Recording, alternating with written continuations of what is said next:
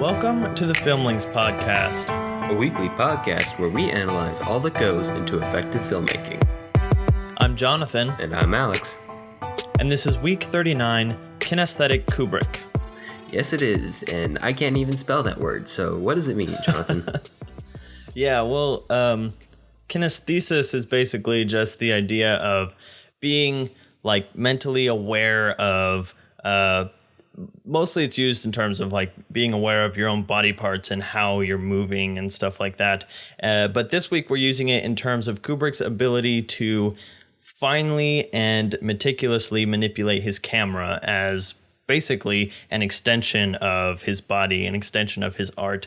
And we're going to talk about how painstaking that is for his crew and everyone involved, because he always had a very precise idea of what he wanted and would do whatever and take however long it took to get what he wanted. Right. He was a master filmmaker, a genius, but sometimes he could definitely seem like a mad genius to the person he was asking to do the 100th take of a shot for. But before we dive into his work, let's dive into who we're talking about. So Stanley Kubrick, even though I thought he was British for the longest time, was actually born... Spent a lot of time in England. Spent a lot of time in England. He preferred it over America, which, fair enough. He was born in 1928 in Manhattan, and he started out in his career as a photographer and a photojournalist. Even as a young kid, he would try to make photos and sell them. He was working for a magazine for a time until he started making short documentaries and indie films with his friends that he tried to sell to distribution companies and local theaters around New York. And eventually some of the indie films got bigger and bigger until he worked with Kirk Douglas on one. And Kirk Douglas brought him in to direct Spartacus, which, if you look at his body of work, is like the one that sticks out as the least like a Stanley Kubrick film. It's a really good film, but it's much more of like a Kirk Douglas film than it is a Stanley Kubrick film. But that was really his big break. At that point, he had made a major film in the Hollywood industry, and he was good to go to start making films with MGM and MGM would indulge him more often than not with his really long shoot schedules and his large production budgets, and his hit and miss slow burn hits that he would crank out. But speaking of those slow burn hits, what are we talking about this week, Jonathan? Yeah, so to start off, we're going to talk about Dr. Strangelove, or How I Learned to Stop Worrying and Love the Bomb. And the movie does not really have two titles. That's just the whole title. And that came out in 1964, and we start to see kind of the full extent of Kubrick's auteurism in this film as the director and writer, and I believe producer as well. Is based on a novel called Red Alert. And this film is a war satire, but the book was not a satire. It was a very serious war novel that Kubrick adapted into a comedy, and we'll talk about that. But it was nominated at the Oscars for Best Picture, Best Actor, Best Director, and Best Adapted Screenplay. Right, and over the course of his career, I think Kubrick was nominated for a total of 13 Oscars, but he only won one, and that was for 2001, A Space Odyssey from 1968, and it won for Best Special Effects. This is a film that was based on a short story titled The Sentinel. It was also the script for the film was kind of written in tandem for the book, 2001, A Space Odyssey by Arthur C. Clarke. Him and Kubrick worked on both at the same time together. And it was also nominated at the Oscars for Best Director, Best Writing, and Best Set Design. And then we bring it home with The Shining from 1980, Kubrick's kind of epitomal horror film that is unlike any other horror film, or really any other movie. It was not really received very well upon release, and has since kind of grown to cult and commercial hit, and almost mega recognition status, and is based loosely on the Stephen King novel. And we'll talk about how Kubrick likes to treat his source material. And hint, Stephen King hates the movie, so we'll get into all of that. Yeah. He would. Stephen King would eventually go on to help produce a 1990s version of The Shining that was apparently much more accurate to the book. And from what I've heard, I haven't seen it, just as good, or at least not a bad movie, but nowhere near as legendary as the 1980 The Shining. So let's get into it. Alex, kick us off with Dr. Strangelove, or How I Learned to Stop Worrying and Love the Bomb. I will, Jonathan, because this reminds me of how I learned to stop worrying and love Pixar like 20 weeks ago. Shameless plug. Shameless plug. And yeah, we did reference the title of this film. And it's a crazy movie. And I feel like, I thought a while ago that when we eventually got to this film that I would have to kind of, do the whole setup on what the living in the Cold War was like when, you had to live under the threat of maybe being, bombed by a nuke at any given moment. But, with current news events, it's a little more relatable, a little more timely, kind of. But yeah, this film stems from that fear and Stanley Kubrick reckoning with that fear in himself. And it tells the story of how the world might end. And it's not with anybody being evil. It's with just human incompetence and except for lunacy. One evil decision, basically. Yeah. So General Ripper. Or deranged. Yeah. So General Ripper, who is the commander of an Air Force base, decides that he is going to nuke the Russians, the Soviet Union, because he believes they're tampering with his bodily fluids. But Alex, can generals command nukes to be sent out? Well, they can't anymore. Actually, like literally, the Air Force, the U.S. military changed some of its policies after this movie was released to make sure that nothing that you see in the film could happen. And they helped idiot-proof a lot of the positions of authority throughout the U.S. military, except for the presidency, which you just kind of have to rely on who the president is at any given time.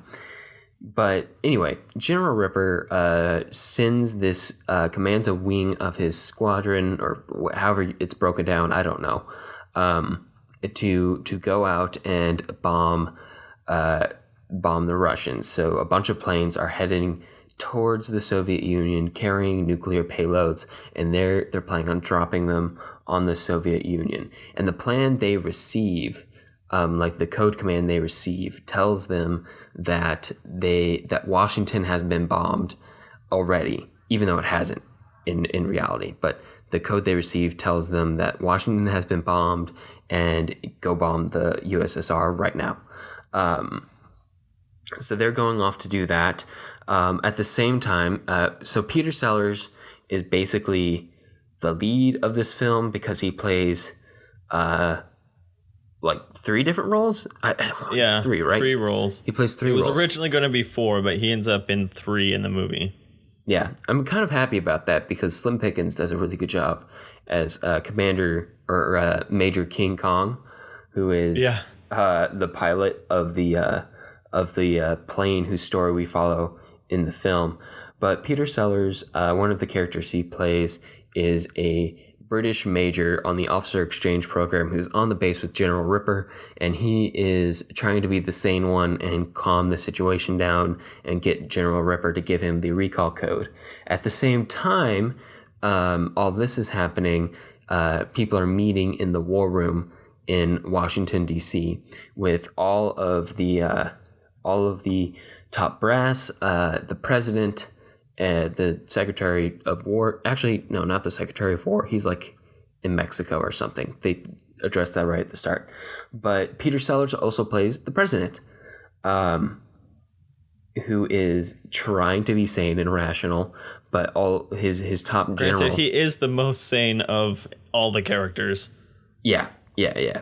Him and the British Major, also played by Peter Sellers, are probably like the two biggest voices of reason. But at the same time, Peter Sellers also plays Dr. Strangelove, who is also in the war room. It doesn't even come up in the film until later on, as the war room kind of deals with, just the whole, a crisis has broken out. They are trying to deal with it. They are deciding whether or not to fully commit to attacking the USSR or to try to recall the wing. They settle on reaching out to the Russians and being like, hey, one of our guys went rogue. Let's fix this. And the Russian ambassador, who is secretly taking pictures of the war room the entire time. The big board. And Premier Kissoff, who is on the phone. And these are just like ridiculous names. These are like Mel Brooks levels of ridiculous names that we get through here. But, the crisis just escalates and escalates. And it's very comedic, especially once Dr. Strangelove, who is like a crypto Nazi, with a hand he can't control, that keeps like hailing Hitler, and he's trying to keep it from hailing Hitler. It's very funny. It's a hard story to retell in a comedic manner here, but that's kind of the basic gist of what you would see in this film, and you just kind of have to rely on the over-the-top performances that Kubrick like wringed out of these actors to get them to be just so ridiculous and make this crazy movie work. Yeah, and essentially we're operating in this movie in three arenas, which we keep cycling through. One is one of the aircraft that's on its way to bomb Russia. They're doing the right thing as far as they know. Like, they've been given orders, they're following their orders. Eventually their communications go down, so once things start changing, they don't get the message, which is part of the danger. The second area is Jack D. Ripper's office with the British general from the officer exchange program. And then the last one is in the war room. So we're kind of cycling through all of those, and then all of the over-the-top performances and ridiculous situations, like the president and the Russian president kind of having this conversation like they're old pals or almost like a relationship kind of a thing, is really funny. Like, no, I could be just as sorry as you. Yes, okay, we're both sorry. Oh my gosh, their phone conversation. It's like it's amazing. It's like he's talking to his wife or his girlfriend who he's making up with a fight after with. Exactly. And that's kind of the something I want to tie in from last week looking at The Great Dictator, because we got two war comedies, satires back to back, and this one doesn't have any moment of gravity. It's all just portrayed through the satire, but the thing that we saw last week is this trivialization of something that's so literally world-endingly bad. And so the story goes that whenever I forget who the other writer was, but the Stanley Kubrick and his writer on the film were trying to write this movie as a serious war drama and portray like how dangerous this is. But as the more they got into it, the more they started cracking themselves up, because that's all you can do when you realize that, oh, this is probably could happen. And so the just kind of gut reaction is to laugh and to counter that in your own psyche. And so eventually they just couldn't fight it, and they turned the whole movie into a comedy. So just it really reminded me of like an Oscar Wilde type satire where nobody really takes anything seriously, and things keep getting misconstrued and turned on their head and stuff like that. But it's so the contrast of how trivially everyone takes things, except for like Jack the Ripper, who takes things extremely seriously, things that are like the most crazy conspiracy theories about the Russians trying to infect our bodily fluids. Oh yeah, he's just nuts. That's like the only thing that's taken seriously. And then the fact that this doomsday machine that is literally built to wipe out all life on the planet might be destroyed is like handled with the most flippancy. All of these contrasts are what makes the movie so funny. Yeah, I think my favorite part of the film is when the Americans learn about the doomsday machine the Russians have built, and the lead the lead American general in the room, who's just been ridiculous. He's the big counterpoint in the room to the president. General Buck Turgidson. Yeah, General Buck. He freaks out at the news because what about the doomsday gap? Like he's he's worried about the gap in technology, which is funny because that was literally a time where people were worrying about all these different gaps. Is there the weapons race, the space race, the nuke race, the proxy war race, which I don't think was a term, but that's just my own little cynical comment. But the scary thing is, as ridiculous as all of the situations are, they're based on a kernel of possibility and like human error that isn't, beyond the pale of possibility, which, makes it both scary and terrifying and also like all the more funny at the same time. And kind of, this sense of like, you can't, nukes are here. Nukes are here to stay. And you can't worry, because if the world's going to end, the world's going to end. So I don't know, maybe kind of a humorous, that dark humorous take on the title that we get in the title is How I Learned to Stop Worrying and Love the Bomb. Yeah, and it's almost like a statement from Kubrick to Kubrick, because like you said, this comes out of his own fear of war and our growing capabilities for mass destruction. And it's almost like you said, this is his way of kind of venting those fears and coming to terms with them in a way. But here's another interesting thing. Why do you think Dr. Strangelove is the main part of the title when he's such a small part of the movie? I haven't thought about it too much, but do you have any speculations? I think that it's because of what the Strangelove in the movie is. And I think, a big part of the movie... Strange love of war? The strange love of war, the love of weapons, the love of power, which is a strange love to have because of how destructive it is. But yet at the same time, it's one that almost everyone you see in the film has. And a lot of the film is kind of an indictment of a certain brand of toxic masculinity that you see in the arms race. Like, oh, well, my gun's bigger. It's a metaphor for something else. And even like the opening scene of the film, where it's like a military plane refueling a military plane, is shot in such a way to be fairly suggestive. Yeah, plus the very romantic music playing underneath of it. Yeah. And it's hilarious, and it helps set the comedic tone of the film and kind of let you know that like this is going to be ridiculous, strap in and get ready for that. But at the same time, like, you see this overuse of weaponry and compensationally large weapons. Like, General Ripper's wall is just packed full of guns. Like, he's got gun all over that wall. And then he pulls out a basically a Tommy gun out of his golf bag, and he's just got like this huge belt of bullets, and it's just ridiculous. Yeah, and when he finally tells the British major where he came up with his idea that the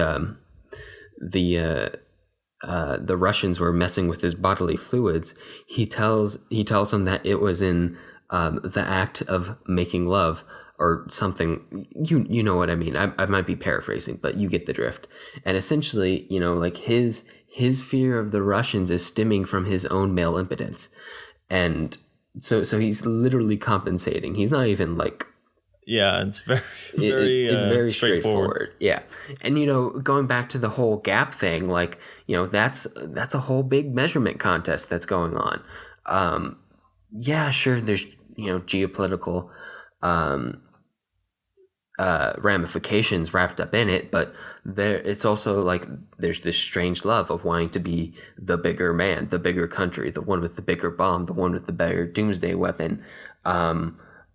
Twitter wars with the North Korean leader, like, all these things that are literally just measurement contests and, masculinity offs that are, it's just such a strange thing to love doing, but they do them anyway, and it risks the world.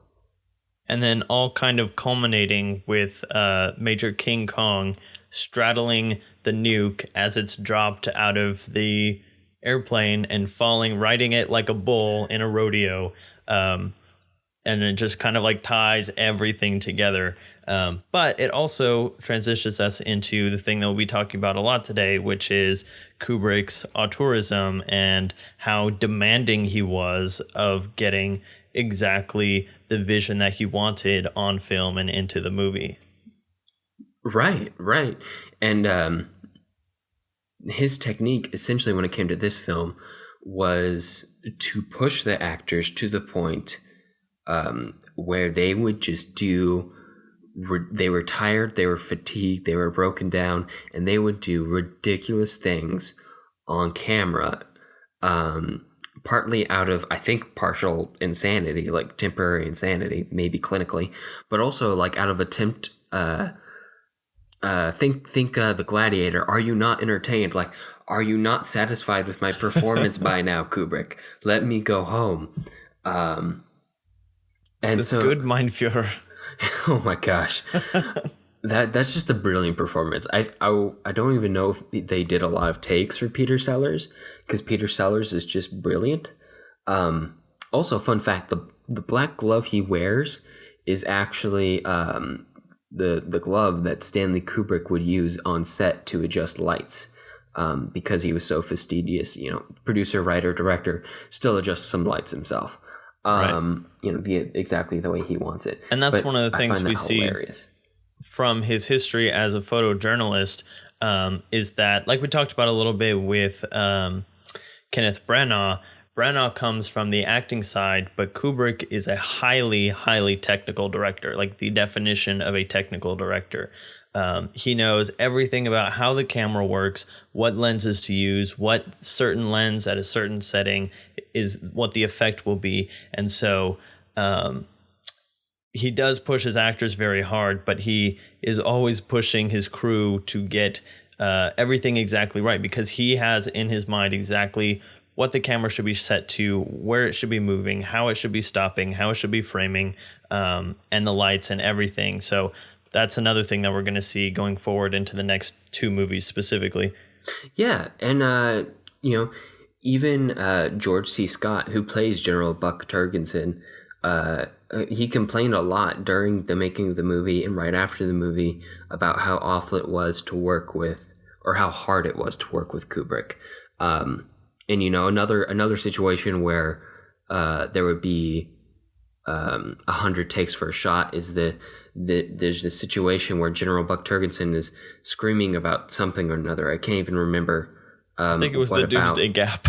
Probably. And he just does like this tuck and roll. Like he like trips, falls, rolls over, springs back up. And it's like he didn't even notice he fell down. He's just over the top. And that was one of those situations where he was pushed and pushed and pushed. And the trip and fall wasn't even planned, but it just happened. And it looked great on film. And Kubrick was like, that's what I wanted. And yeah, he just rolled with it. And George C. Scott would later go on to look back and say that his performance in Doctor Strangelove was one of his favorites, if not his favorites. So Kubrick might be exacting. Well, he definitely is exacting. And it looks a lot from the outside like he's crazy, and he might be a little crazy, but he definitely gets exactly what he wants. out of his actors, even though some of them might resent him for it. Slim Pickens, who was born in California and sounds more Texan than either you or I do. And we both grew up in Texas.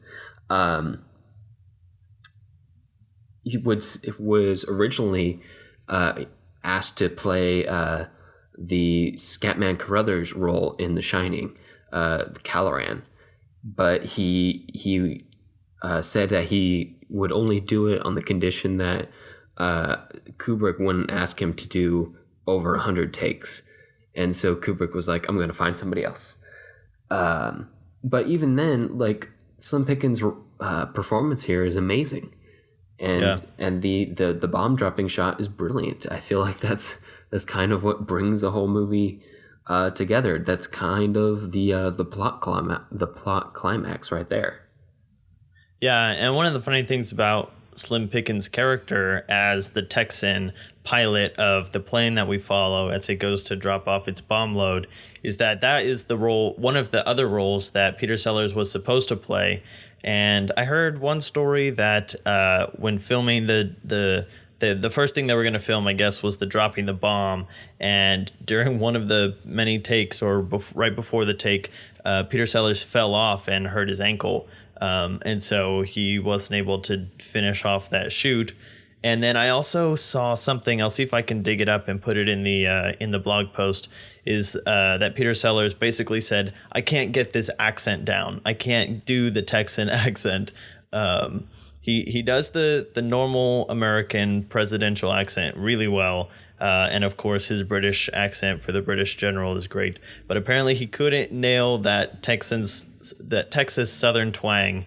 And so he's not in that role. But Slim Pickens did a great job, however demanding it might have been. Yeah. It's actually interesting because that might have led into Kubrick's later emphasis on actors' accents being as natural as possible, and how hard he would.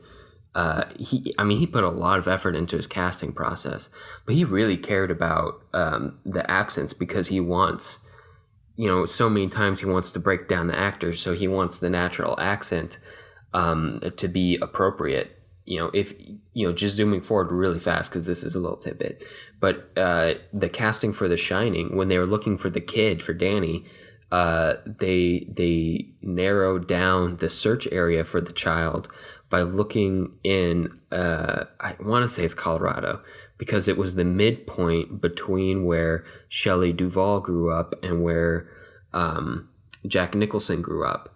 So he wanted the natural accent of the kid to be halfway between the two actors, so it would sound more appropriate.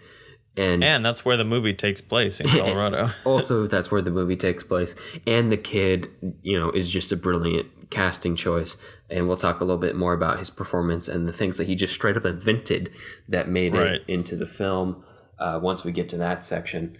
But let's close Dr. Strangelove by talking about the final sequence of the film, which is the world exploding.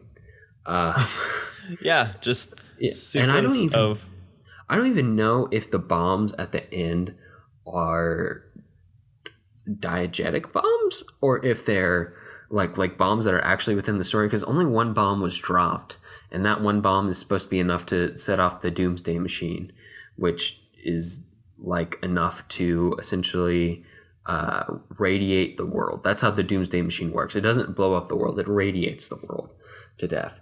I thought it was like a connection of a series of underground bombs. So I think it was like a bunch of explosions going off.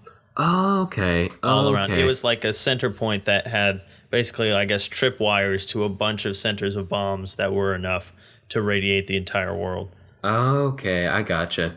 That would make sense. That would be spread out. And then that's why we get a montage of just like, I guess, every image of archival atomic bomb testing footage that Stanley Kubrick could get his hands on that just goes for minutes and minutes. Yeah, it just goes on forever. It's set to a song. I don't even know who sings it, but it's "We'll Meet Again," which is horribly ironic. Right. But also like laughingly ironic and strangely beautiful to watch this blowing up sequence. You know, it's weird because it's in part terrible, it's in part beautiful. You know, the whole contradiction is the point. Contradiction is where we almost always find some form of meaning. So I feel like it's a poignant button on the end of this film. Yeah, and the other thing to point out that we probably should have said at the beginning, but this film is in black and white. So again, when you're doing a film that deals so much with contrasts, you can't go wrong with black and white, because that's literally just it accentuates all the contrasts, because the entire visual medium is just a contrast between white and black. So yeah, and I've read this. I don't know how accurate it is, but it sounds right that by this point in time, by the mid-60s, black and white was only really used for dramas like film noirs. It wasn't really used for a comedy. So the whole black and white choice is, again, kind of another contradiction. You expect at this point, apparently, an audience would expect for a black and white film to be darker and more serious and more, skewed towards the film noir genre, when in reality, it's this just satirical off the wall comedy. Right. Yeah, that makes sense to me. Cool. So on the note of bombs blowing up the world, let's talk about bombs spinning around the world to the blue Danube. Jonathan, do you want to set us up for 2001: A Space Odyssey? Yeah. So let's try this. So the first time that I watched this movie back in college, basically you come away with it kind of falls into 3 or 4 different sections. And this film actually has title cards, which we'll talk about in this one and the next one, that kind of divide it up into sections. But just thematically, we start with a scene called The Dawn of Man, which is about these apes, kind of these 2 warring tribes of apes. And then all of a sudden, like, one of these tribes sees this giant black metallic-ish shiny looking rectangle. It's a rectangle. What's a 3D rectangle? It's a monolith. It's a monolith. Yeah, there you go. So we have the monolith, and they're all very interested in it and touching it, and we get the creepiest music in the world under it. Oh, and then Frustra. I love it. And then one of the apes, the next, I don't know how long it's been after this, but picks up a bone and learns that he can use it as a club and kills another ape. And we have very music that builds to this moment. And then the ape throws this bone, which has become essentially the first weapon. And we do one of the most famous match cuts in history, from the bone to what I have just learned is apparently a nuke floating through space. I thought it was a spaceship, and it really doesn't distinguish what it is. Yeah. So they don't do. They kind of fail to mark it on screen, because it just looks like spaceships orbiting the Earth. But in the script, it was specified by Kubrick and Arthur C. Clarke that these were nukes floating around the Earth. These were nuke platforms owned by various countries. And I think the metaphor the idea they were trying to create was that the drive towards new weaponry, advanced technology, but the idea that most audiences came away with was just the advance of technology, which, I guess works. It still works. Yeah, it's got a little bit less punch to it. Yeah. And I mean, audience interpretation, that kind of overruled it in the long run, and that's it. They don't feel like nukes anymore.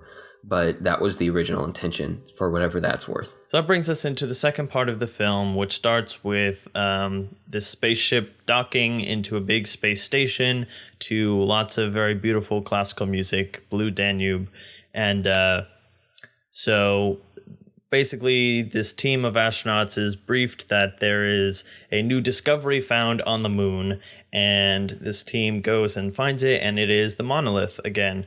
And then we cut from that to 18 months later, this giant spaceship heading to Jupiter. And eventually we'll find out that they're trying to find find out what the monolith from 18 months earlier was trying to communicate with. But on the voyage, this artificial intelligence computer called the HAL 9000 decides that human error is going to ruin the mission and tries to take things into its own hands. One of the astronauts has to deal with that. And then in the final section of the film,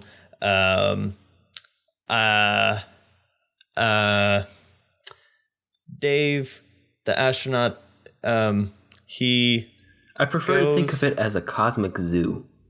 It's a little bit like People Are Alike all over from the Twilight Zone, but after going through a lot of lights and crazy colors, he ends up in this very white room, and in a relatively short sequence compared to the rest of the film, he ages completely to a very old man, and then he sees the monolith and turns into a space baby, and then the movie ends. Yeah. Spoiler alert. I believe most people refer to it as a star child, but it's become my personal favorite thing to refer to it as a space baby. Right. So I know I've gone through the whole movie, but it does not diminish the experience of watching this film, because as we'll talk about specifically with this film and The Shining, these movies are driven by their atmosphere and by, like we talked about a lot with Tarkovsky's Stalker back in our Russia episode on the world tour. The interest comes from the way that is presented and the way that the themes and the tone and the filmmaking mix together. And so it feels very slow, but it's all building this sense of thematic momentum, or this momentousness that something big is being grasped at, even though you can't quite put your finger on it the first or second or third time that you watch the movie. Yeah, because this film is definitely about it's a very thematic film. It's about a big idea, and it's about kind of looking towards the future of humanity and technology, and wondering what the next step in the human evolution will be. Is there alien life? Is it guiding us? There's a lot of questions built into this film, and if you look at it from a plot perspective, not a whole lot happens. For a 2.5 hour that's film. what struck me on this watch. Yeah, it's all very built out into these long moments of either mystery, tension, or wonder. And we'll see this again in The Shining, that Stanley or just Kubrick, ordinariness. Sometimes, yeah. We'll see this in The Shining as well, is that Stanley Kubrick's what everyone refers to as his slow pacing is very good at building tension and building atmosphere and building emotion, and it works very well in A Space Odyssey, whether or not it be you kind of sinking into the world of these apes at the beginning, or sympathizing with the astronauts who are fighting against Hal on the spaceship, who you basically hear speak 10 words in total. They don't speak a lot. You just hear them breathe a whole lot. But the moments are stretched out to this point where there's the struggle that is happening in every shot is all that more manifest and all that more hard to struggle through. And it helps build the tension a whole lot. And on the other side of that, there's also, especially towards the beginning of the space sequence after the dawn of man. By the way, the first dialogue bit comes in 25 minutes after the start of the film, which must be some kind of record for a movie where being silent is not a gimmick in it. But there are a lot of sequences that are very long, and they're not tense sequences. It's almost kind of flaunting the space visual effects kind of a thing. I mean, this film won for it, and they're done really well. But the way that the gravity effects are done, and how they have people on two different gravity planes, and then they'll walk and join each other by going on the ceiling and on the walls. Just the way that the camera is placed in the set and the way the set is moved and stuff all convey this really cool kind of epitomal science fiction vibe to it. And then also those kind of long drawn out moments build, even though they're not tense, but they build up. And then eventually the more ordinary scenes get more tense as we get into the ship with Hal, because we start to realize that Hal is everywhere. So there are no down moments. You are always being watched by Hal. And if Hal's your friend, that's great. But if Hal is turning against you, then you have to watch your back, as they end up having to do once they realize that Hal is lying to them and maybe has alternate intentions than they put him on board for. And it doesn't necessarily work out when they decide to just stay in the space pod, even though it's facing Hal. Anyway. Yeah. It's if I had to describe the experience of watching this film, either for the first time or any of the other times I've watched it, it would just be wonder. Like the perfect combination of the big mysterious themes that are brought up over the course of the film, combined with just the stunning visuals, where Kubrick's technical perfection is just, it's on par with none here. Like it is incredible and perfectly suited for this film. They combine to create that sense of wonder where I feel like I could just stare at it for the entirety of the film, with probably either the Bland Danube or Zarathustra playing in the background. Hell, just play the screeching, piercing noise the monolith on the moon makes. Could probably stare at this for a long time. It's just so visually perfect, and the special effects that went into it are just phenomenal. Considering this is almost all done without computers. I think they use computers a little bit to do animation here and there, but almost everything you see is practical, whether or not it be like a rear screen projection, like when Floyd is in the phone booth talking to his daughter, who's actually Stanley Kubrick's daughter, by the way, and the Earth is rotating out the background of the window. That's a nice little rear projection. Which we saw in Metropolis and Modern Times. We did. And actually, while we're talking about projection, Kubrick uses a really interesting technique in the Dawn of Man sequence. He uses front projection. He uses, which normally you would never do because the actors would cast a shadow onto the screen. But the way it was, they shot it was by using a one-way mirror, two-way mirror. Probably using the wrong term. The one that you have in a police interrogation room, where you can see through one side and the other side just reflects light. So you can see through one side, the other side's a mirror. So they would set that up at a 45-degree angle to the stage, the actors, because this was all filmed on a set, except for the backdrops. Which, another fun fact, all the backdrops are still photos. They're not actually filmed. They're all still photos. So the 45-degree one-way, two-way mirror was set up, and then the camera would be shooting straight through it, recording the footage that was coming in, the light that was coming in, and the projector would be set up to bounce off the 45-degree angle mirror and jet out over the screen, so that everything was perfectly aligned, so that the shadows that the mime actors in the ape suits cast would be directly behind them, and you would never ever see them on screen. Yeah, and we have a link to some videos that go way in depth into how all the visual effects are done in this movie, but it's really impressive. And you mentioned the fact that the apes are actually people in ape suits, which is actually, they look really impressive. And they kind of incorporate actual baby monkeys also for a little bit. So baby apes. Baby apes. Okay, I'm sorry. But they're actually their performances are really good. It takes you a second to realize, oh yeah, that is a person in there. So Yeah. Think that there's a person in there when somebody gets jumped by a leopard. Right, exactly. That was terrifying. Yeah, and that was actually just a leopard who liked to play rough with its trainer. Was it the trainer in the ape suit? I don't think it was the trainer in the ape suit. It was somebody. It was one of the mime actors, but the trainer was on standby. And they almost did it with a lion instead.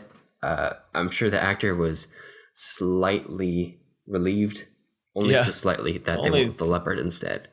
Last week we had a bear. This week we have a leopard. Apparently the dangerous animals don't stop on the podcast.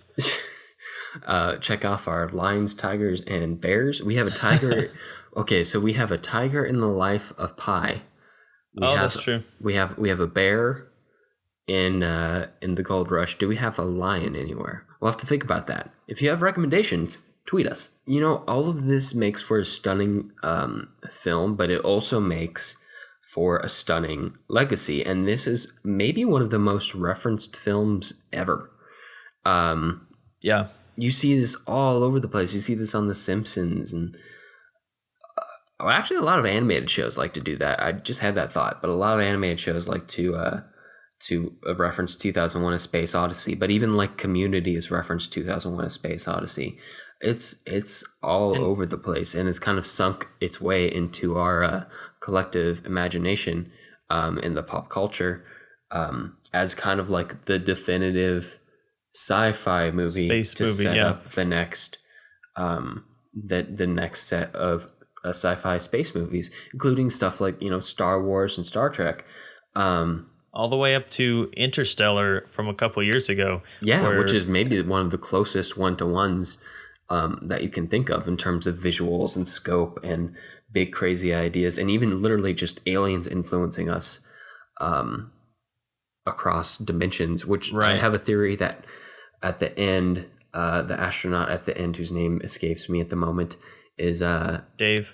Dave is actually like in the fourth dimension, because he's kind of time jumping.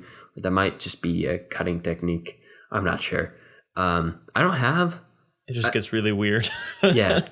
I mean, I will occasionally come up with a crazy theory about a film, but that's just for fun. It's for lulz.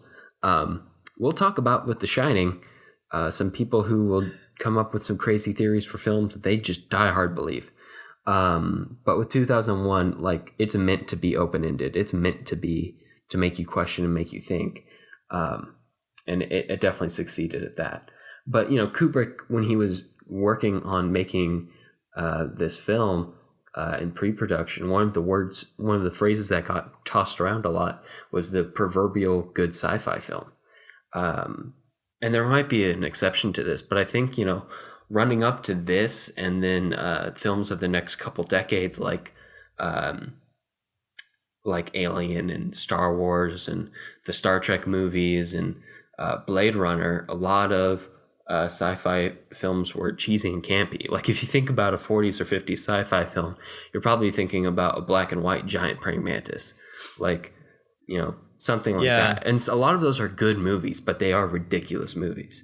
But the other thing to think about as far as the state of sci-fi at the end of the 60s is that you've just come out of you're still at the tail end of the golden age of sci-fi and literature. You've got Bradbury and Asimov cranking out some of the most iconic science fiction stories.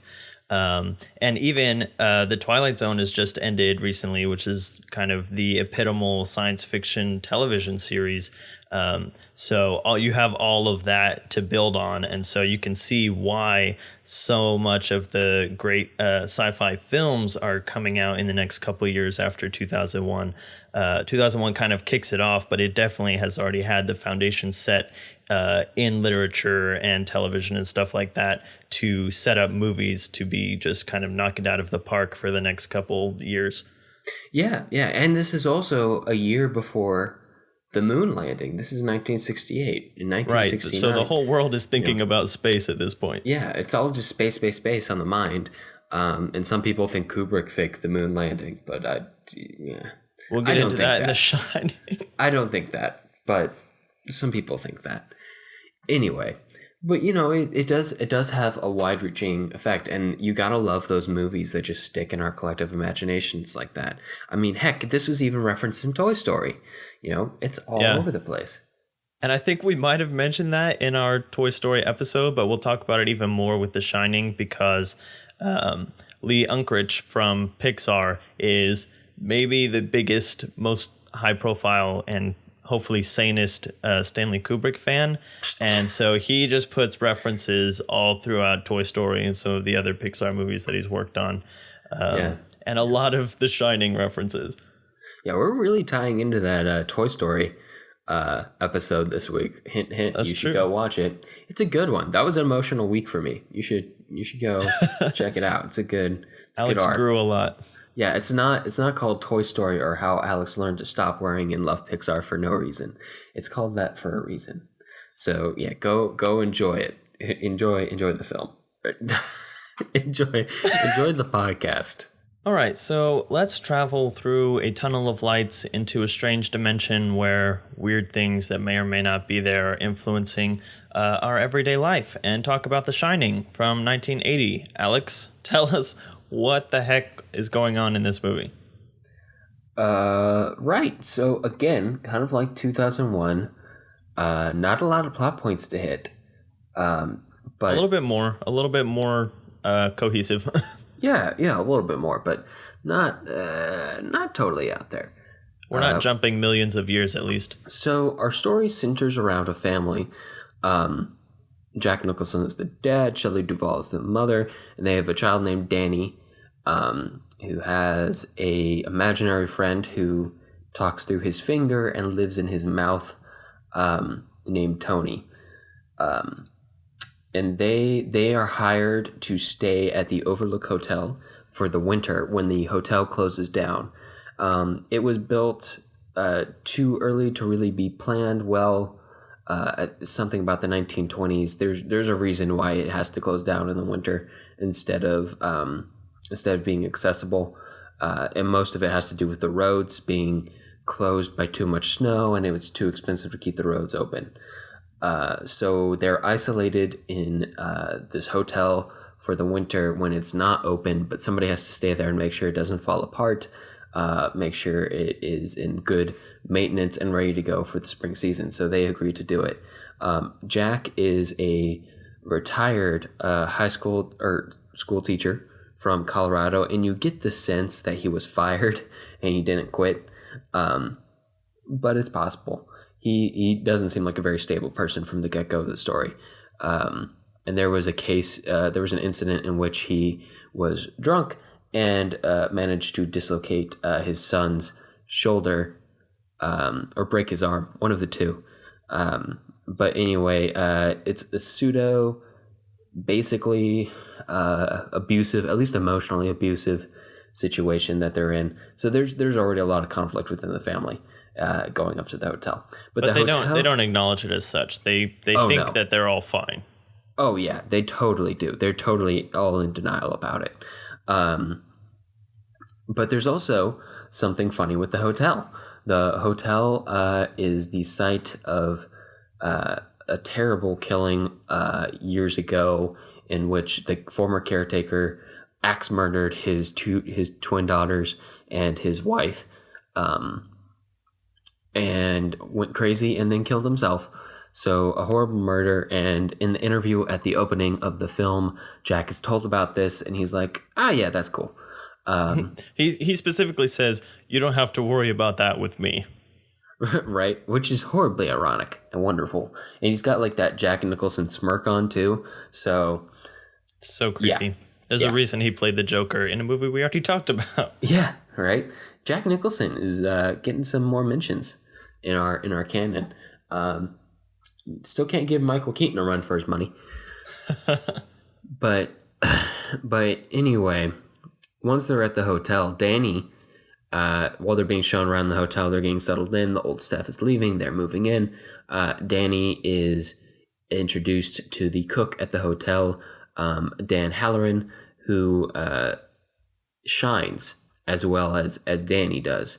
And it's some sort of supernatural power. It's essentially a form of telepathy slash premonition, where you can kind of pick up on what other people are thinking and what other places are thinking. So you can kind of read a place as well as a person. And Danny can read that there's something wrong with this hotel, that there's something scary about being here. And he's been shown through Tony, allegedly, like images of blood coming out of a elevator and two dead girls in a hallway. That's all shown before they even get to the hotel. Yeah, the famous shot of the blood gushing out of the elevator doors and the twins dead in the hall. And so they settle into the hotel for the winter.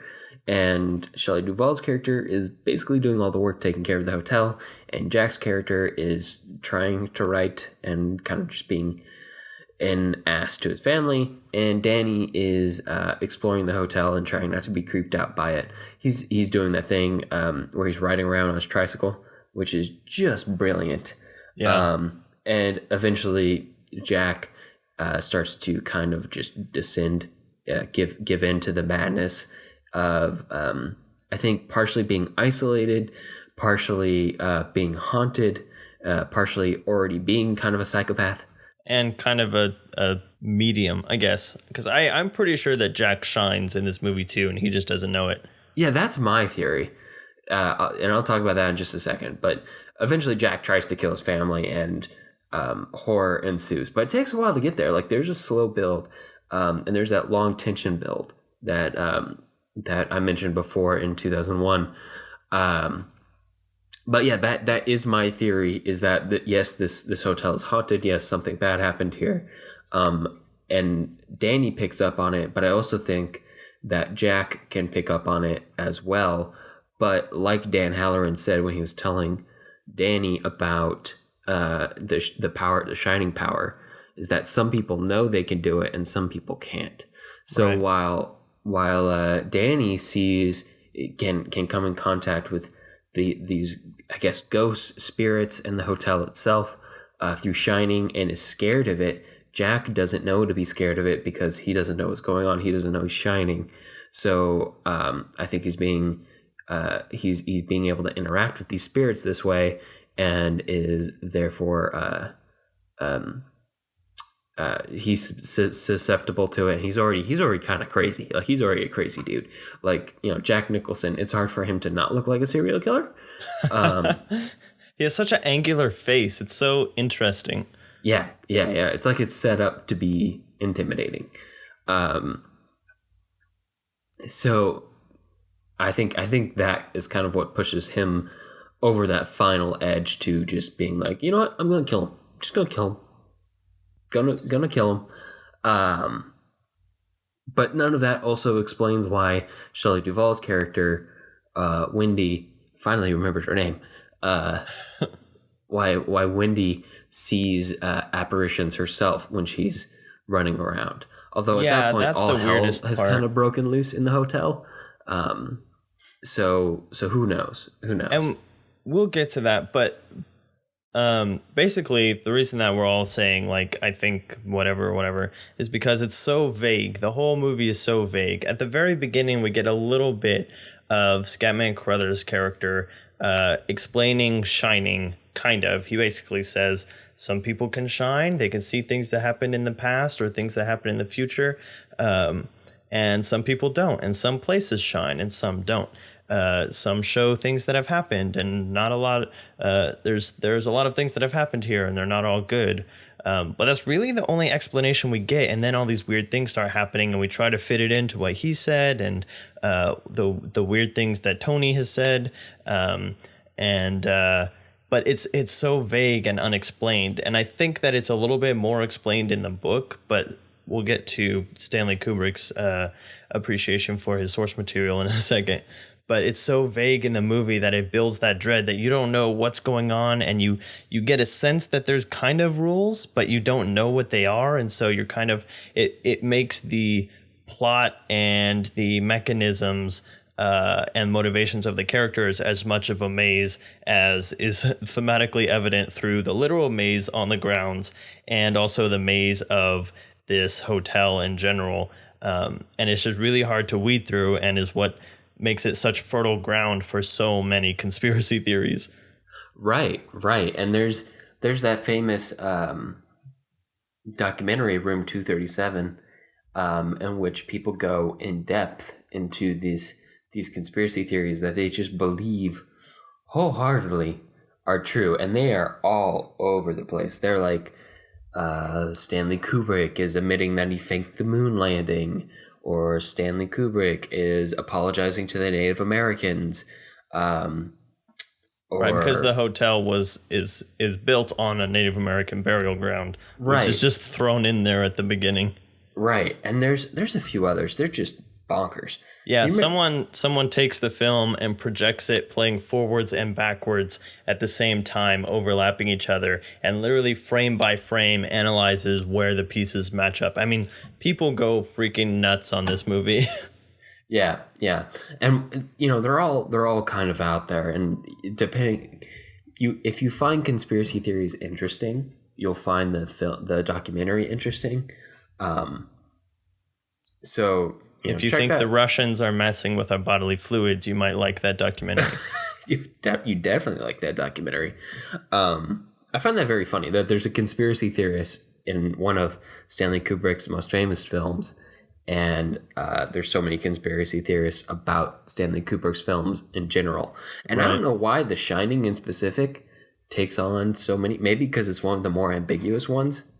And it's also kind of more commercially graspable, I guess, because it follows a somewhat of a narrative plot. It just has a lot of mystery built into it.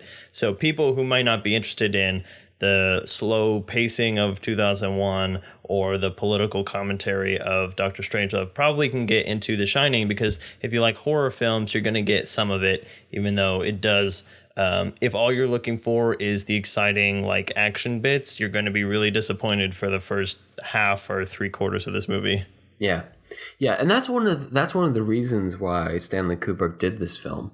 Was his last film before this one was Barry Lyndon, which has grown to a new amount of appreciation now, but was kind of a flop. It was a flop at the time. People aren't in the mood for slow period pieces. But so he thought he could make some money back for the studio and kind of generate some more cred by doing a genre film. And he was like, horror, he likes The Shining, so he wants to adapt it. And that's kind of the origin of the story. But one of the reasons why it's so dang believable that by so many people that these conspiracy theories just might be true is because it's Stanley Kubrick. And he's so precise and so intentional with so many of his things that it's hard for anyone who follows his career or follows his work to believe that there could be a coincidence in any of his films. So when some guy's going back and comparing back and forth, these frames playing forward and backwards, it doesn't seem crazy to him because it's Stanley Kubrick. He plans out everything. Right. Which isn't entirely true. I mean, there's a lot of stuff that he came up with on the fly, because that's how all directors work. There's kind of this mythology that's built up around him that's like he plans everything out and he does 100 takes on every shot, which isn't true. He would do those, yes, but he wouldn't do it for everything. In fact, in 2001, apparently he came up with the idea for the famous transition as he was walking back from when they shot the scene with Moonwatcher, who's the ape who tosses the bone in the air. They did that with him raised up on a platform so they could shoot the up angle at his face. But he was walking back with his crew to the studio afterwards, and he was tossing a broomstick in the air. And he was like, "I've got an idea, guys," watching this broomstick toss up in the air. So, and that's how creativity works. No one can plan out everything 100%. Like, if you have everything planned out 100% and don't allow for any improvisation or any creativity, I don't feel like you're really being creative. You're just being like a technician at that point. But so just kind of debunking maybe a little bit that myth around Kubrick that he was a robot.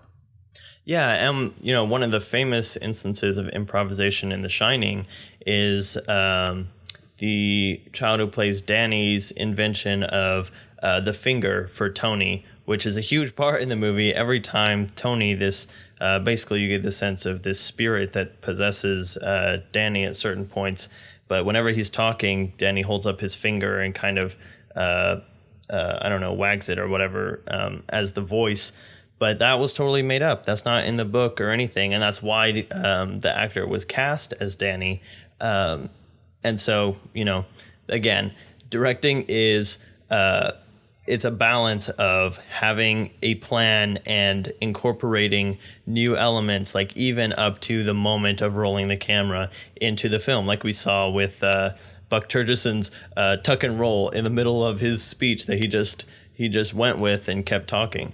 Yeah, which is one of the reasons why Kubrick will selectively drive actors to the brink, which is something he does in this film. Yeah, because that's the other side, is when he knows he wants something, he will do it over and over and over and over and over again until he gets it. And sometimes the only way to get it is by doing it over and over and over and over again.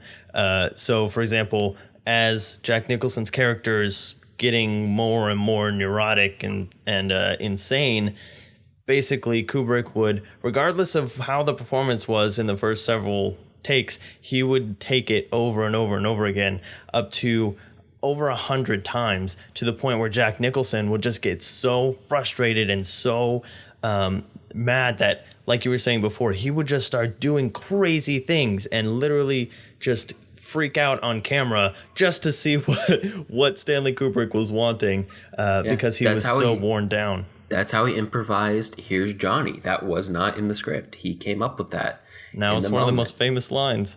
Yeah, and that I think it's also kind of famous / infamous about this film that Kubrick had a really great working relationship with Jack Nicholson and a really terrible working relationship with Shelley Duvall.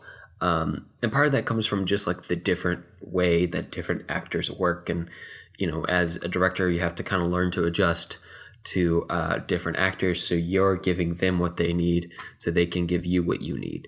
But Kubrick just does things Kubrick's way, which he's a genius, so he can get away with it. And Jack Nicholson is famous for kind of trying a different thing with every take. Like he'll go here and he'll go there, and you can see how that kind of work style would work well with Kubrick's 100 take emphasis. Like you get 100 different things and they each get progressively crazier, and then you have all the choices in the world once you get to the cutting room.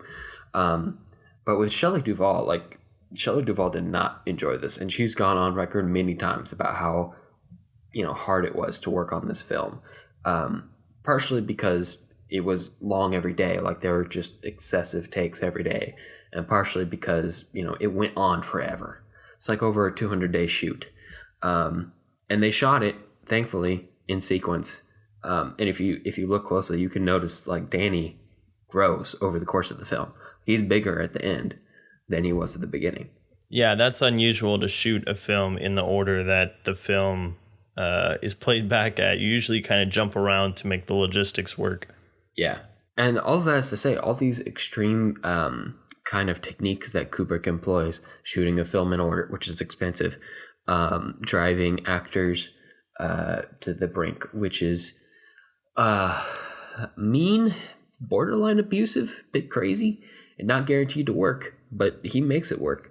And part of that, the reason it works is that he's Kubrick. Like he just is the director to make that happen. He is a genius. He can get away with it.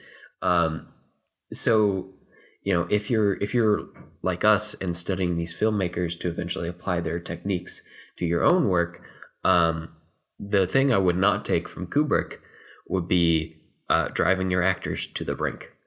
Yeah, it's not the recommended way to work, and it's probably not the right way to do things just from an ethical standpoint. Um, but I mean, that's how. I mean, we're just kind of exploring the ways that Kubrick got the performances that he wanted, and Shelley Duvall is accurately terrified in all of her shots, and it gets a little bit grating, honestly, as it goes on. But I mean, that's kind of the mental state that she was in, especially by the end of the film, in and out of character. Yeah, yeah, you can only imagine like having to shoot um like just like the emotional arc of having to uh typically like you said you shoot a film out of order. So you kind of get to bounce around emotionally. One day you're calm, one day you're angry, one day you're screaming. But on this film, like it ramps up. So towards the end of the film, not only are you just tired from working for so dang long, so many 12, 14-hour days in a row, um, but by the end, like you're having to act these super distressful scenes every single day. And I can only imagine how wearing that is. But like you said, it worked. It worked very well. Yeah. And it again, this film stands as a classic. It's a classic horror film that impacted the way horror films were made for the next few decades going through now. And another kind of technical tidbit, a way that Kubrick presents or puts the audience in a bit of a psychosis mood of just the way that he uses film technique. And I don't know how much we've talked about this one before, but that's the 180 degree rule, which is basically this idea that if you have two actors or 2 points of action, things that are happening, you can draw a line between them and keep the camera on one side of the line. Because if you flip the camera around and go on the other side, then you kind of lose your spatial awareness, and because you're seeing a different side of the room and you're not exactly sure where you are. So the easiest way to keep your audience on track with what's going on is to keep your camera on one side of the 180 degree line. But as most rules, there are specific instances where it is advantageous to break the rule. And The Shining is one of the most famous examples of breaking the 180 degree rule. So, for instance, there's a famous scene in a bathroom where Jack Nicholson is talking to potentially the ghost of the former caretaker who murdered his family, and the camera switches across the line repeatedly.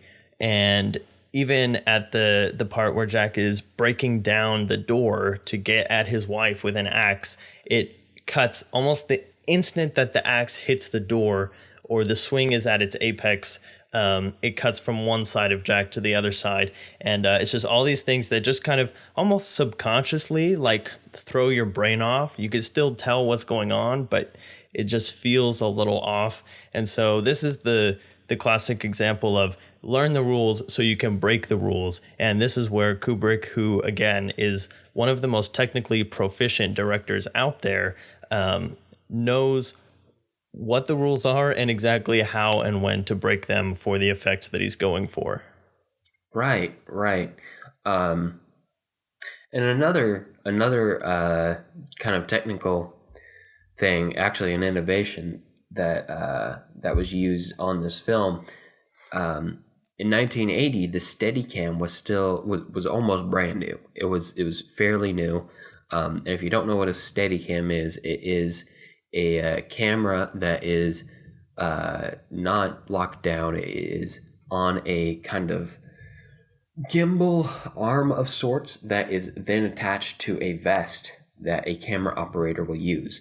So a trained operator, a trained Steadicam operator will then use the Steadicam, and then they can walk around and move around to get a nice moving shot that isn't locked down to kind of like a tracking shot, which is literally on tracks, or a dolly. And it's not bumpy. Yeah, and it's not bumpy at the same time because it's on that gimbal. And it was still fairly new at the time, and mostly up until The Shining, it was used for running. It was used for running and getting nice running shots here and there. But in The Shining, Stanley Kubrick takes a look at it and is like, I can use this for nice long shots. And we see a lot of it for nice, really long shots where the camera can just go anywhere. Maybe most notably when we're following Danny around on his tricycle as he's riding throughout the hallways of the hotel. And you see that you're basically below his eye level, behind him, following him around, kind of almost a near subjective viewpoint, at the same time a little bit removed. And that's another thing that could really drive up the number of takes on a film, is just getting the shot exactly right, whether or not it be getting somebody's face exactly centered in a frame, or getting the Steadicam exactly right. And you can imagine, once you introduce all of those technical hoops to jump through to make a shot correct, all of those hurdles, with a director like Stanley Kubrick, just how hard it would be to get it exactly right to his satisfaction. Yeah, and that goes into the multiple takes again. It's not only to kind of wear actors down, that's a specific use, but it's also just utilitarian to get the exact shot that he wants, because getting an exact shot and exact framing on a Steadicam is very difficult because it is very floaty and stuff like that. So it's not as precise as moving a dolly to a mark and stopping and it being the same every time. When you're just walking around and your camera is kind of swiveling, it's much harder to get the level of preciseness that Stanley Kubrick called for. And another interesting thing that we see in probably almost all of these movies is that Kubrick uses backlighting, and he uses a lot of ambient and natural lighting. But in this film, there's a shot where Jack starts to kind of move towards Wendy in a very menacing way, and he's almost entirely, for the entire shot, again, it's a steady shot, where the camera is following him as he walks around this huge room, but there are gigantic windows behind him and he's backlit almost the whole time, which is like kind of filmmaking 101. Don't backlight your subject and silhouette them, but he uses it to make Jack even more intimidating because he's almost completely in shadow the whole time. Yeah, and this was a film that, again, much like 2001, kind of was slow out of the gate. It was not considered good by a lot of people who went and saw it right away. But again, much like 2001, now it is considered a classic. It's considered a tentpole of the horror genre. It's considered a big shift changer, a big trendsetter in the horror genre. It's been referenced in a whole bunch of movies and TV shows, just like 2001 has. But the movie itself, and maybe one of the reasons why it was such a slow build out of the gate, is that it's a very slow movie, and Kubrick likes making slow movies. But he always saw makes that with them 2001. slow. Right. He always makes them slow for a reason. And arguably more plot happens in The Shining than in 2001. Actually, like, definitely a lot more plot happens in The Shining. But it does have that slow build where all the action is jam-packed until like the last 45 minutes of the film. And the first, 3/4 of the film, first 2/3 of the film is all like atmosphere setting and tension building and just kind of generally building this feeling of creepy that I feel is really important to the film. And beyond that, like, just in terms of studying the pacing of a film, studying the tempo of a film, tempo doesn't just exist on its own. It exists in comparison. So a scene can feel long or can feel short in comparison to the rest of the scenes in the film. So making the first 2/3 of the movie slower makes the action in the end of the movie feel all that more actiony comparatively to the slow build tension that we get in the first part of the movie. And it's kind of interesting because depending on what you are expecting going into the movie, you're either some people can fall into the camp of either being disappointed with the first 3/4 of the movie or being disappointed with the last fourth of the movie. Because if you are going in looking for like the scary action horror bits, like where the terror is raining down on you, that all happens in like the last 45 minutes of the movie, and you get little, like, literally flashes of it throughout the beginning of the movie. But really the beginning is just tone setting. It's just setting this feeling that Jack isn't right, this hotel isn't right, the characters, there's something off, and there's something going to happen. There's something that has happened in this hotel, and there's something that's going to happen again very soon. And so if you're just looking for those exciting parts, then you get kind of bored just watching them in this hotel slowly going crazy. But on the other hand, if you're coming at it from like 2001, like looking for the Kubrickian atmosphere build, then you get all of that at the beginning, and then some of it starts to feel less scary and more traditional, like, oh, okay, I've seen this stuff towards the end when Jack is actually chasing his family around with an axe. And then also the bit where Shelley Duvall starts seeing just like flashes of scary images towards the end that don't really make sense. They feel just kind of thrown in there because they're scary, they're kind of horror filmish. So it's kind of interesting how there's a little bit of a break once Jack Nicholson's character breaks, and the difference in the pacing from most of the film to the very end of the film. Yeah, because at the end, like, really things come very, very fast. Yeah, like in the number of things that happen. Like the one actual murder that we see in the film happens at the very, very end. Like the last 15 or 20 minutes. Yeah, which is actually pretty shocking for a horror film that is so scary to have one death. Right. On screen. That happens on screen. Like, there's a bunch of people who died before the movie started. And that's pretty key to the plot. But, well, technically, if you really think about it, there's a bunch of people who died before the start of every movie. But that's not the point. All right, getting meta. But yeah, it's remarkable how scary this movie is, how like enjoyably tense it is without hewing to all of the horror tropes that we're so used to in the West of like slasher films and the like.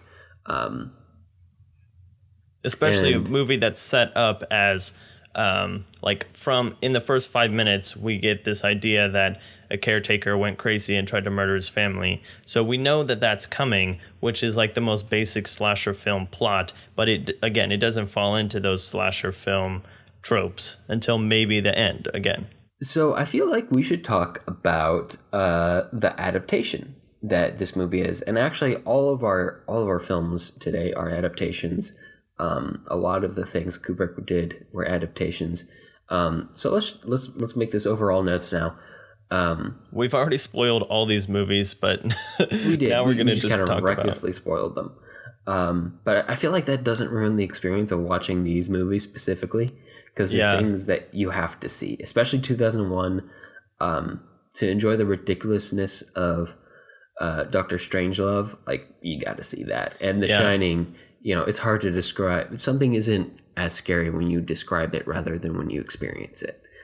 Yeah, these are experience movies like Stalker and Life of Pi. Some of these other ones that the description is never going to live up to the feeling of watching it.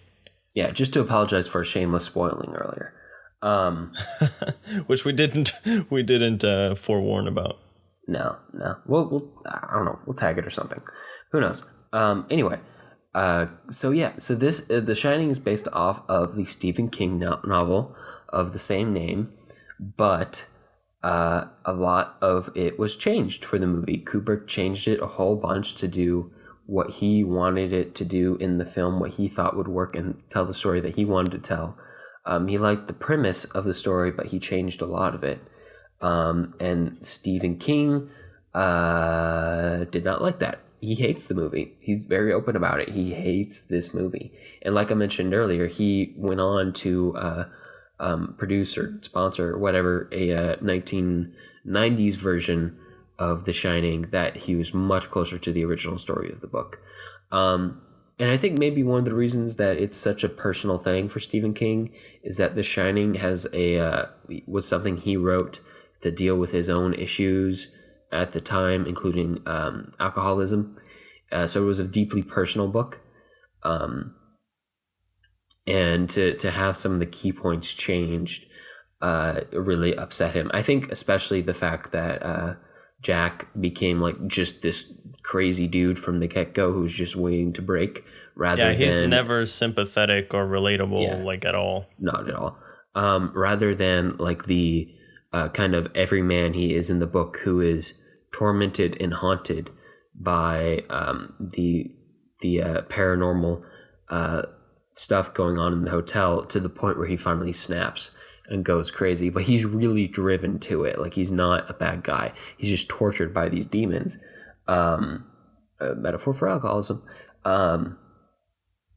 That's taken away in the Kubrick version of the film, which I guess upset King. But I think the main takeaway from this is that Kubrick made it his own, and it worked. He did it confidently, and he did it well, and he just did it. And I think that's okay to take a premise of a story and make it work on screen in a different medium, which has different values for different kinds of storytelling than a novel does, and adapt it to screen, adapt it to that more visual, the visual and audio depiction of a story, and make it work, and make it your own too. Like, this is distinctly Kubrick. Even if you didn't know this was based off a book, like, it's distinctly Kubrick. It's very much his style. Right, those long tracking shots, like we've talked about, the very slow atmospheric tone to it, like we saw in 2001 and stuff like that. It's all kind of, gives that auteurish feel, like we've talked about so much. It's like, these are the things that distinguish a Stanley Kubrick film. And also a fun little tidbit that people have noticed is this thing dubbed the Kubrick stare, where characters who are in some kind of mental distress will kind of have this strange stare looking out from under their eyebrows, with their mouth in a really kind of just blank look, and then the camera will just be either straight on them or zooming in a little bit. And we get that a lot in The Shining, and it comes up in several other of his films. Not as much in 2001, maybe a little bit in The White Room at the end. It's possible. Although I feel like that I've always felt like the astronauts in 2001 are kind of just like a stand-in for the idea of humans, rather than like super fleshed out 3D characters. Like, I don't feel like they have a lot of emotion in the film. Like, Dave doesn't blink very much when he's dealing with Hal going haywire. Like, and part of that might just be the fact that he's trying not to give Hal anything to go on. Right. But I've always got that thought that they are stand-ins, they are allegories for the idea of man as he travels out to the stars.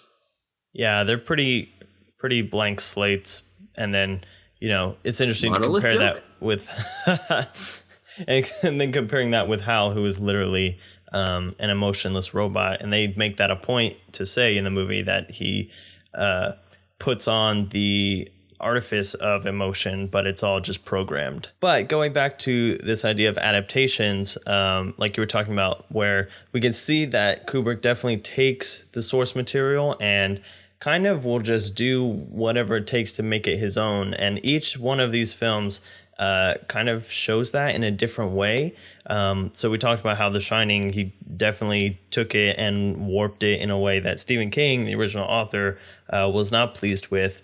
Whereas in 2001, we're seeing him working with the author of the story, and the author of the story literally crafting a novel alongside the creation of this film. So those are like being fed off of very well, and collaboratively. And then also in Doctor Strangelove, Peter George, who wrote the book, was also involved in the creation of the screenplay. And so again, that's a very kind of collaborative, even though it changed a whole lot from the book and turned like switched genres even in the development of the film. It was still kind of in line with the author's direction because he's part of that process. So we see those three different kind of interactions that Stanley Kubrick has with source material. Yeah, it's almost like he takes like the kernel of the idea and then just kind of runs with it. And sometimes that's in with collaboration with the original artist, the original writer, and sometimes it's not.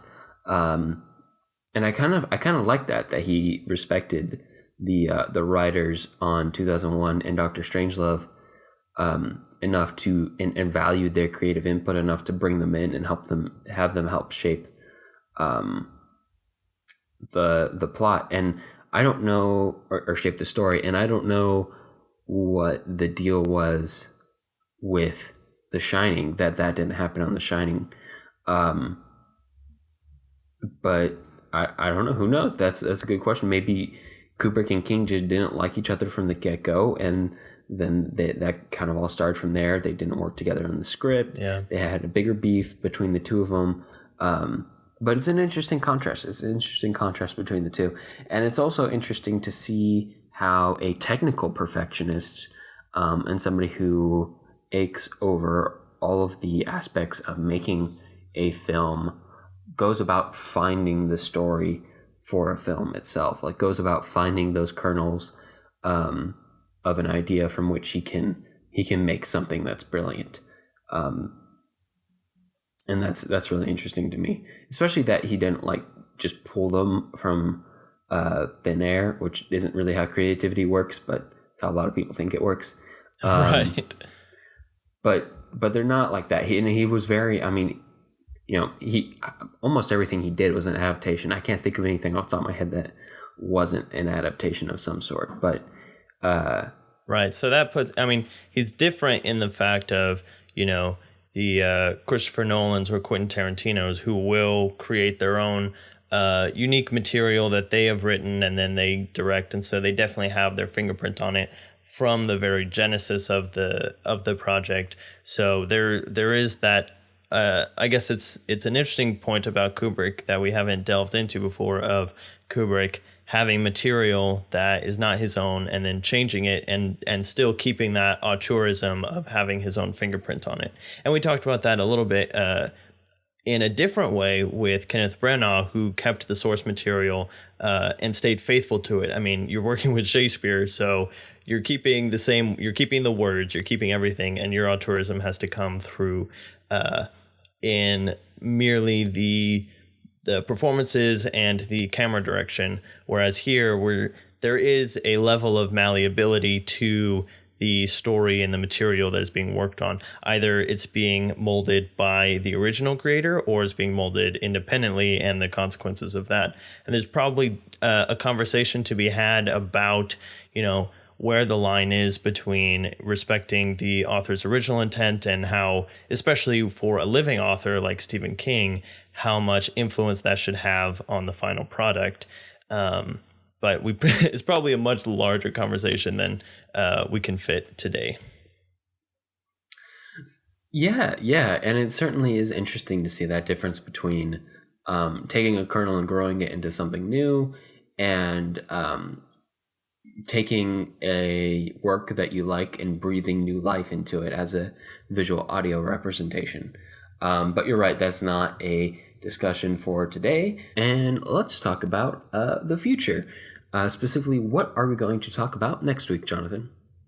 Yeah, so this is actually kind of part one of a loose 2-week series, because next week we're going to be talking about Andrei Tarkovsky, who is a Russian director we've looked at before with Stalker in our Russia week, again from the World Tour. And I've been bringing that movie up because kind of bearing the lead for next week, because there's a lot of similarities between these two directors.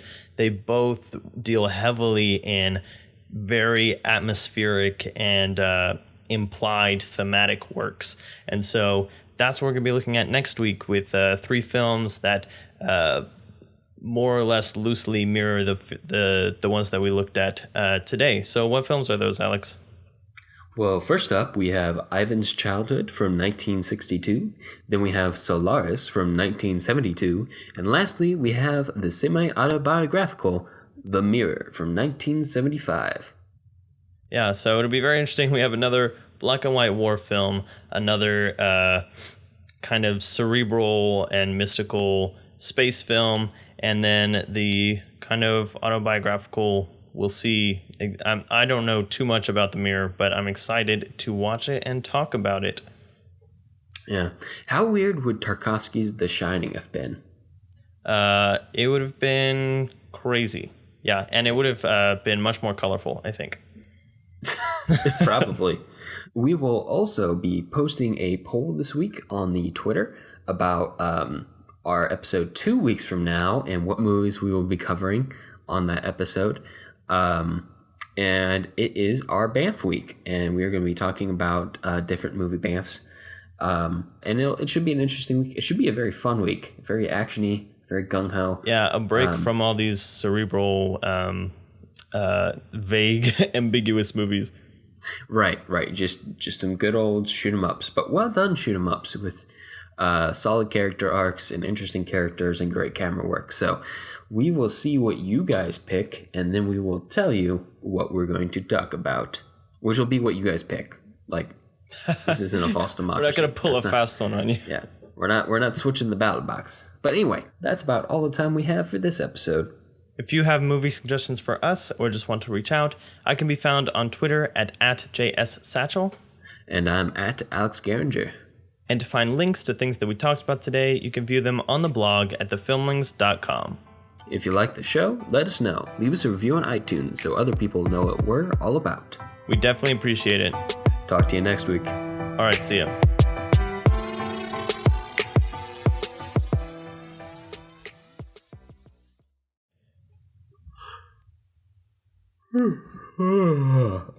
Sorry, my point wasn't more exciting, Alex.